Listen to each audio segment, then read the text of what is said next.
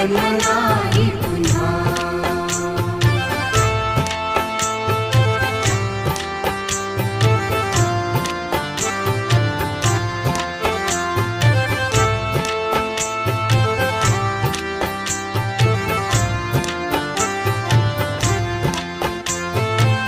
हा जन्म आहे सद्गुरु कृपेचा, हा जन्म आहे सद्गुरु कृपेचा, हा जन्म आहे सद्गुरु कृपेचा। हरि ओम स्वामी समर्थ म्हणा,